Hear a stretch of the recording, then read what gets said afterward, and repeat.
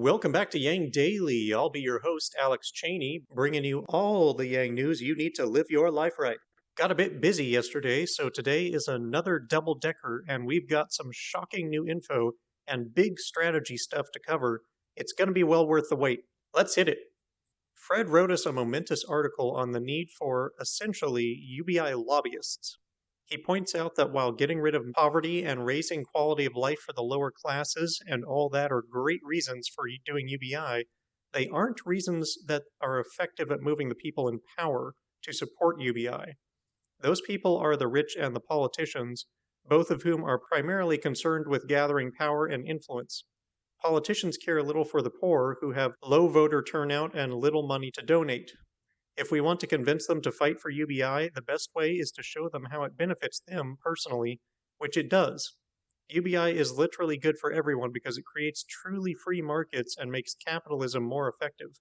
For the rich and powerful, people having more money means they can buy more stuff, which is good for profits. And when the people get their money through a UBI that grows with GDP, it makes the people far less upset about inequality, because now they have a stake in the economy's prosperity. When it grows, they grow. There have also been numerous studies showing that inequality, specifically when most of the populace is unhappy, that hurts the mental well-being of the well-off as well. So it's literally bad for everyone if people are suffering in society. In short, the rich make more money and take less heat for it. Win-win. Plus, no massive job loss from automation causing a collapse of the economy and rioting and pillaging and lynch mobs and so on. So that's a bonus. And of course, the further incentive for politicians is that, one, no matter which party you're in, passing UBI means passing all sorts of the goals that the party has been fighting for years. For instance, on the right, they can cut down on regulations and bureaucracy while helping the economy and entrepreneurs and rural areas. While on the left, they can literally get rid of poverty and help everyone from the lower to middle class with their income, lower inequality, raise workers' rights, and so on. What I wonder is whether the lobbyists should be pushing for a deficit-funded UBI, as that would be far more appealing to the rich since it wouldn't come with new taxes. While ignorance around the nature of the deficit is deep, the extra incentive for the powerful to fight for it might still give it a better shot than funding with a value-added tax. We missed a huge story last month. Okay, I missed it, but it sounds better when I rope you into it too. Basically, Brazil's citizens managed to do exactly what we're trying to do. They convinced their Congress to pass an unconditional basic income for at least 3 months, with provisions to extend it as necessary. This was not even developed in the legislature. It was a plan put together by citizens, presented to Congress, and passed unanimously after a bit of negotiating. Talk about living the dream. And the entire process was done in under 3 weeks. So how did they accomplish this?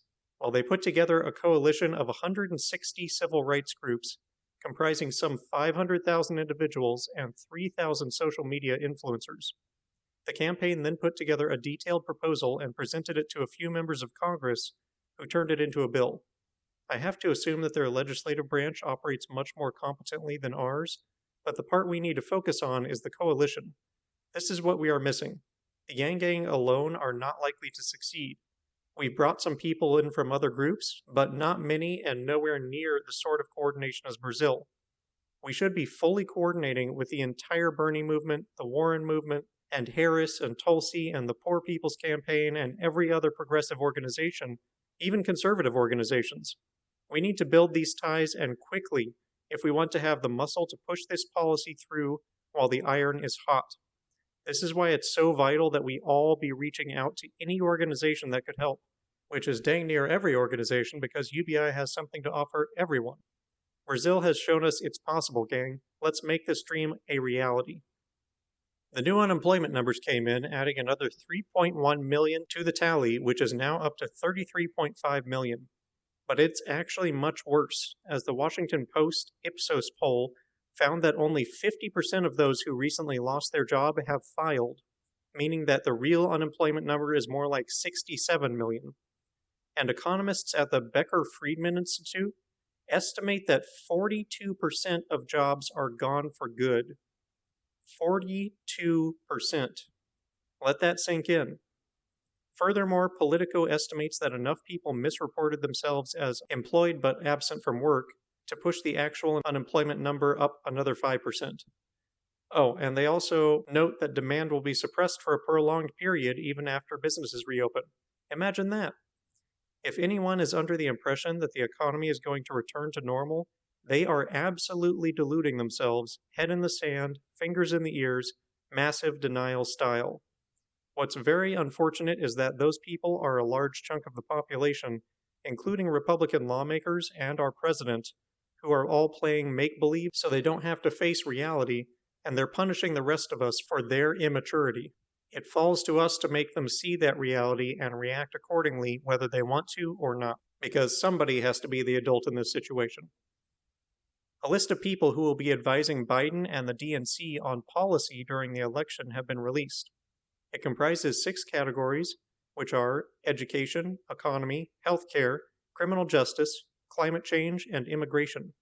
Each category has about 10 advisors, many taken from campaigns of other candidates, including AOC. Notably absent, anyone related to Yang. For someone who just called Yang one of the country's greatest minds on their recent podcast together, Biden seems to be completely uninterested in utilizing that mind, which seems to be part of his larger strategy to get Trump reelected by making himself as unappealing as possible. Yang's policy platform was a leader in almost every one of these categories, not to mention in technology, which Biden, Bernie, and the DNC, of course, didn't even assign a task force to because they somehow still have no clue that the modern world revolves around technology. How are you going to keep the nation secure without addressing cybersecurity? How are you going to deal with automation and the threats of AI? How about nanobots and bioengineering? As well, our whole country is debating UBI right now as it's become painfully clear how badly we need it. But is there a single UBI expert on the economic team? Of course not. Our leaders are a freaking joke.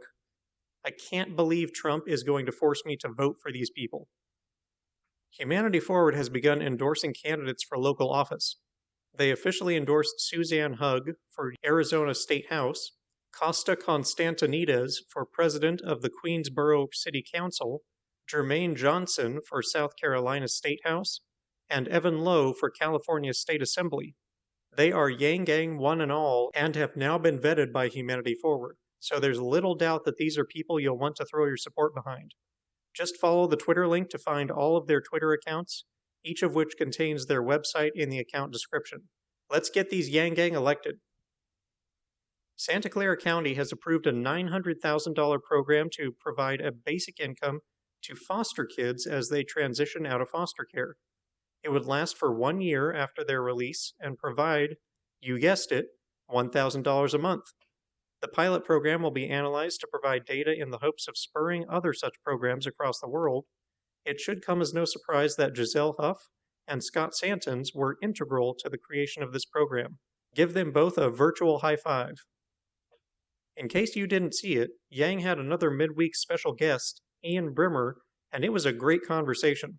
They talked about how Trump is weakening ties with our allies and encouraging division in the EU, making the whole world more vulnerable to take over by the Chinese, how our response to the pandemic has been terrible and only makes China's authoritarian model look more attractive to countries suffering broken economies.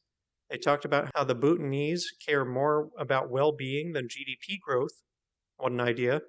And they discussed a particular insight I had not considered, which is that in the case that the leading nations of the world, ourselves in particular, continue to fail to address climate change, it is likely that some nation which becomes desperate to avoid catastrophe and attempts a reckless geoengineering solution.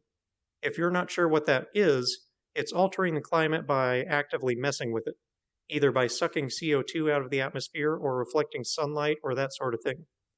Accomplished either naturally by planting more trees or seeding the oceans with algae, or artificially by reflecting sunlight with mirrors or dumping chemicals into the atmosphere, etc. We'll pretty much have no choice. Either the world will coordinate lower emissions or someone will take the radical approach, an approach which could easily devastate the world's climate with unintended consequences. If we don't take necessary precautions, we will likely suffer a catastrophe of our own making, one way or another. Finally, the newest job replaced by automation is one none of us will miss: investment analysts. IBM's Watson supercomputer AI is now beating human traders and the stock market.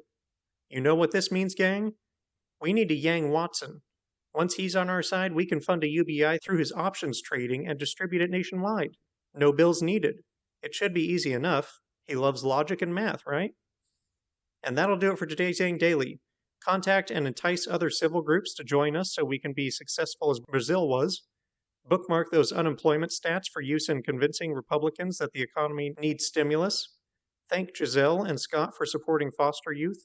Visit bailoutthepeople.com and take action. Call the Congressional Switchboard to send the most effective message you can to your representatives.